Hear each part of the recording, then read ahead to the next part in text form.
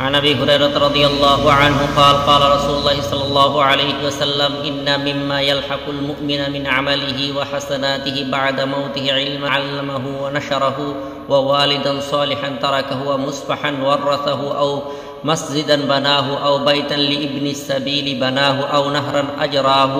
أو صدقة أخرجها من ماله في صحته وحياته ويلحقه من بعد موته। আবু হুরায়রা রাদিয়াল্লাহু তাআলা আনহু বলেন, রাসূলুল্লাহ সাল্লাল্লাহু আলাইহি ওয়াসাল্লাম ইরশাদ করিয়াছেন, মুমিনের মৃত্যুর পর সে যে সমস্ত আমলের সওয়াব পাইতে থাকে তার মধ্যে একটি ইলম যাহা সে কাহাকেও শিখাইয়াছে এবং প্রচার করিয়াছে, দ্বিতীয় নেক সন্তান যাহাকে সে রাখিয়াছে, তৃতীয়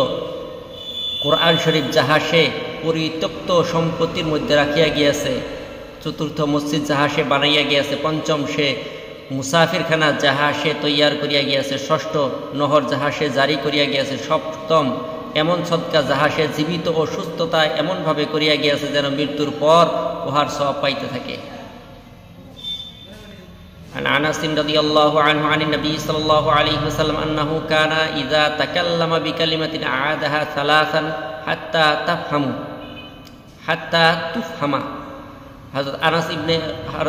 আনাস রাদিয়াল্লাহু তাআলা আনহু বলেন, নবী করিম সাল্লাল্লাহু আলাইহি ওয়াসাল্লাম যখন কোনো কথা ইরশাদ করিতেন তখন তিনবার বলিতেন যেন তাহা বুঝিয়া লওয়া যায়। عن عبد الله بن عمرو بن العاص رضي الله عنهما قال سمعت رسول الله صلى الله عليه وسلم يقول إن الله لا يقبض العلم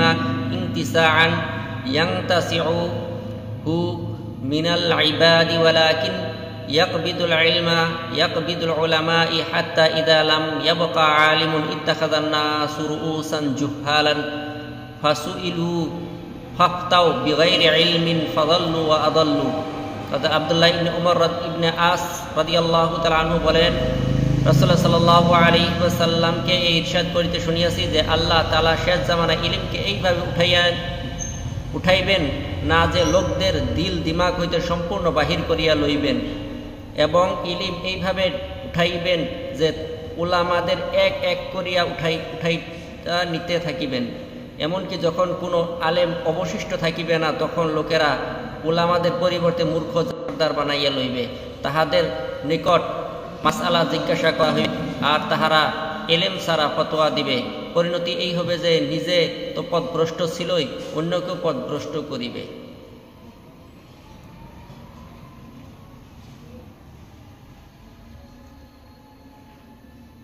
عن أبي هريرة رضي الله عنه قال قال رسول الله صلى الله عليه وسلم إن الله يقبض كل